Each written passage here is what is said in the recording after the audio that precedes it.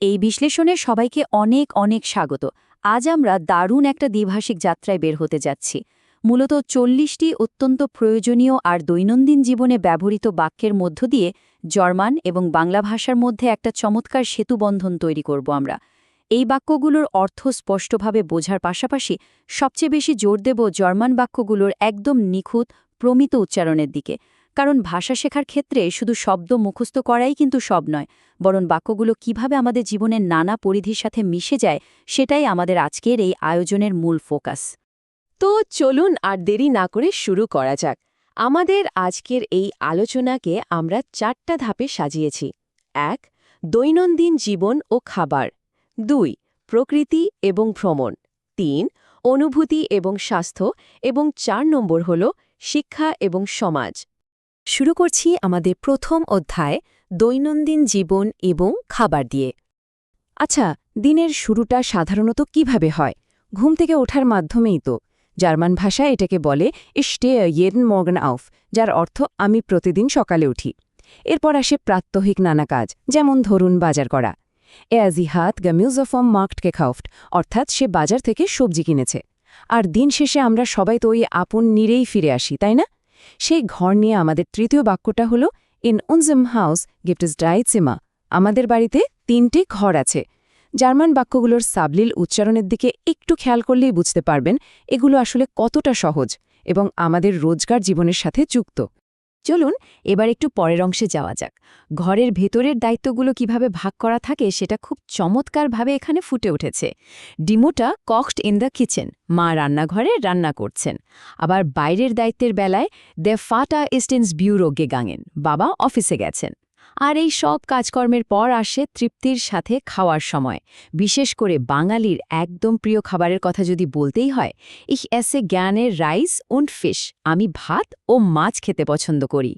ঘরের সেই পরিচিত সাধারণ খাবার থেকে এবার আমরা একটু ভিন্ন স্বাদের দিকে নজর দিই। গরম পানীয়র ক্ষেত্রে জার্মান ভাষায় বলা হয় দ্যাট টে ইজ জের হাইস, চা খুব গরম আছে। মিষ্টি জাতীয় কিছু খেতে মন চাইলে বলতে পারেন diese Süßigkeit ist sehr lecker, এই মিষ্টি খুব সুস্বাদু। আর মাঝে মাঝে ঘরের বাইরে গিয়ে খাওয়ার প্ল্যান হলে আমরা বলি wir werden ins Restaurant essen gehen, আমরা রেস্টুরেন্টে খেতে যাব। খেয়াল করে দেখুন, দুটো ভাষারই প্রকাশভঙ্গি কিন্তু এখানে দারুণভাবে মিলে যায়। খাবার আর পানীয়ের কথা যখন হচ্ছেই, তখন সবচেয়ে মৌলিক সত্যটা ভুলে গেলে তো চলবে না। ওনে ভাষা ইস লেবেন উনমিউগ্লিশ, পানি ছাড়া জীবন অসম্ভব। একটু ভেবে দেখুন তো, এটা শুধু একটা সাধারণ বাক্য নয়, বরং একটা চিরন্তন সত্য, যা দুটো ভাষাতেই সমানভাবে গভীর আর অর্থবহ। এবার আমরা চলে যাচ্ছি আমাদের দ্বিতীয় অধ্যায়ে, প্রকৃতি, আবহাওয়া এবং ভ্রমণ। ঘরের বাইরে পা দিলেই তো সবার আগে চোখে পড়ে বিশাল আকাশটা। হয়তো ইস্টা হিমেল বেভর্কট, আজ আকাশ মেঘলা। এরপর আবহাওয়া বদলালে এস রেগনেট ওন্ড দে উইন্ডউইট, বৃষ্টি পড়ছে এবং বাতাস বইছে। আর প্রকৃতির অন্যতম সুন্দর রূপ দেখতে যদি নদীর ধারে যাই, তখন বলি দাস ভাসা দিস ফ্লুসেস ইস্ট জের ক্লা, নদীর পানি খুব স্বচ্ছ। এই সহজ শব্দগুলো উচ্চারণ করার সাথে সাথেই যেন প্রাকৃতিক দৃশ্যগুলো আমাদের চোখের সামনে ভেসে ওঠে, তাই না? প্রকৃতির আরও দুটো মন ভালো করা দৃশ্য এখানে দেখতে পাচ্ছি আমরা। দিনের শেষে ডিজোনে গেট ইন ওয়েস্টার্ন ওন্টার, সূর্য পশ্চিম দিকে অস্ত যায়। আর প্রকৃতির মিষ্টি সুবাস কিভাবে আমাদের মনকে প্রভাবিত করে সেটা বোঝাতে বলা যায় দেয়ার দুফট দেয়ার ব্লুমেন হেপ্ট দি স্টিমুং, ফুলের গন্ধ মনকে ভালো করে। প্রকৃতির এই প্রশান্তির রেশ ধরে এবার আমরা ভ্রমণের বৃহত্তর পথে পা বাড়াব। ভ্রমণের একদম শুরুতে চলুন আমাদের পরিচিত জায়গাগুলো একটু চিনে নিই। ঢাকা ইজ দি হাউটস্টার্ট ফন বাংলাদেশ, ঢাকা বাংলাদেশের রাজধানী। এরপর হয়তো আমরা ঘুরতে সমুদ্রের দিকে যাই। ভিয়েরজিন চুমস্ট্রন ফন কক্সিস বাজার গেগাঙ্গেন, আমরা কক্সবাজার সমুদ্র সৈকতে গিয়েছিলাম। আর এই যাত্রাপথের খুব চেনা একটা চিত্র হল দের সুক হিল্ট আম বানহফ, ট্রেনটি স্টেশনে থামল। বাক্যগুলো কিছুটা দীর্ঘ মনে হলেও একদম স্পষ্ট উচ্চারণের কারণে কিন্তু প্রতিটি শব্দ খুব সহজেই আলাদা করে বোঝা যাচ্ছে। ভ্রমণের শেষ অংশে আমরা বিশাল পাহাড় আর ব্যস্ততার কথা জানব। দি আউসিস্ট ফ্রম গিপফেল্ডেস ব্যাগেস ইস্ট ভুন্ডারশন, পাহাড়ের চূড়া থেকে দৃশ্য অসাধারণ। আর দূরপাল্লার ভ্রমণের ক্ষেত্রে ফ্লুকহাফেন ভারেন ফিলে মেনশন, বিমানবন্দরে অনেক মানুষ ছিল। একটা জিনিস খেয়াল করেছেন, কিভাবে আমরা খুব স্মুথলি একটা শান্ত প্রাকৃতিক দৃশ্য থেকে সোজা একটা ব্যস্ত যাতায়াত কেন্দ্রে এসে পৌঁছলাম? আমাদের এবারের অধ্যায় ৩, অনুভূতি, আবেগ এবং স্বাস্থ্য। মানুষের আবেগের বর্ণালী তো আসলে বিশাল। আনন্দের মুহূর্তগুলোতে আমরা উচ্ছ্বাস প্রকাশ করে বলি, ইশপেন হয়টে জের গ্লোকলিখ, আমি আজ খুব খুশি। আবার বেদনার সময়ে এর জিভাইন্ট ফশমের্স, সে কষ্ট পেয়ে কাঁদছে। অন্যদিকে কাছের মানুষের কোনো অর্জনে আমরা যখন আনন্দিত হই, তখন বলি, ইশপেন স্টলস অফ ডাইনেন এর ফল্ক, তোমার সাফল্যে আমি গর্বিত। যে কোনো ভাষার অন্যতম বড় একটা কাজই হল এই গভীর মানবিক অনুভূতিগুলোকে খুব যত্ন করে প্রকাশ করা। এখানে আবেগের একদম দুটো ভিন্ন মেরু ফুটে উঠেছে। একদিকে শূন্যতা, আইনজামখাইট ইস্ট মানসমাল schmerzhaft, একাকিত্ব মাঝে মাঝে কষ্টদায়ক। আর অন্যদিকটায় আছে জীবনের সবচেয়ে সুন্দর অনুভূতি, লিবে মাখ das Leben schön, ভালোবাসা জীবনকে সুন্দর করে। এই সার্বজনীন অনুভূতিগুলো আসলে কাঁটাতার পেরিয়ে দুটো ভাষাতেই সমানভাবে হৃদয়স্পর্শী। আর এই স্লাইডটা খুব চমৎকারভাবে বুঝিয়ে দিচ্ছে যে আমাদের অনুভূতি বা মন ভালো রাখতে হলে কিন্তু শারীরিক সুস্থতাও ভীষণ প্রয়োজন। Täglich Sport zu treiben is good für die Gesundheit. প্রতিদিন ব্যায়াম করা স্বাস্থ্যের জন্য ভালো। অসুস্থ হলে অবশ্যই পেশাদার পরামর্শ নেওয়া জরুরি। Der Arzt hat mir geraten, mich auszuruhen. Doctor আমাকে বিশ্রাম নিতে বললেন। আর খুব সাধারণ কিন্তু দারুণ একটা স্বাস্থ্যবিধি হল, Bei Fieber sollte man viel Wasser trinken.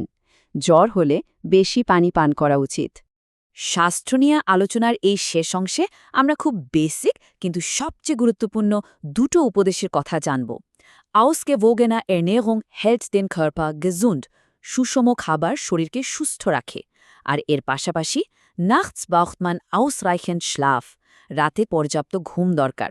এই বাক্যগুলো আমাদের শুধু জার্মান শব্দই শেখাচ্ছে না, বরং প্রতিদিন ভালো থাকার সহজ উপায়গুলো মনে করিয়ে দিচ্ছে।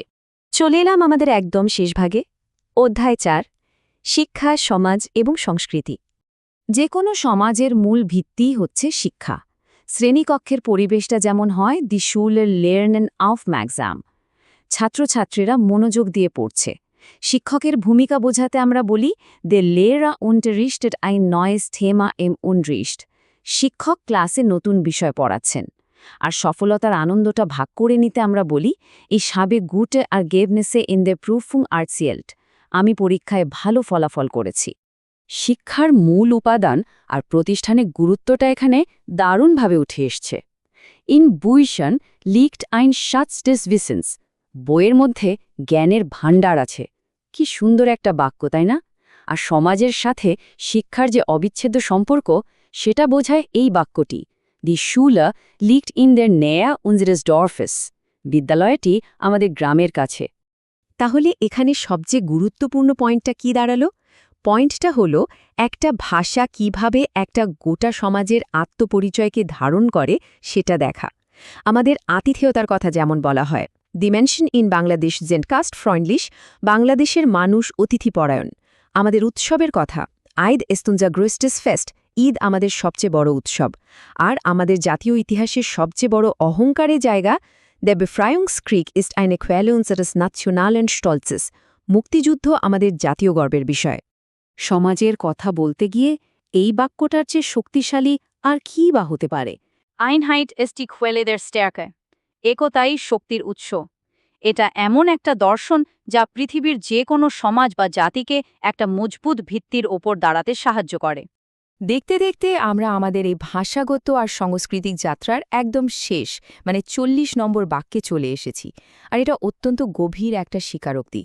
Unsere Kultur ist unsere Identität, আমাদের সংস্কৃতি আমাদের পরিচয়। এই যে আমরা দৈনন্দিন কাজ, প্রকৃতি, স্বাস্থ্য আর সমাজের ভেতর দিয়ে এতক্ষণ ধরে যে পথটা পাড়ি দিলাম, তার সবই তো আসলে আমাদের এই সংস্কৃতিরই একটা অংশ।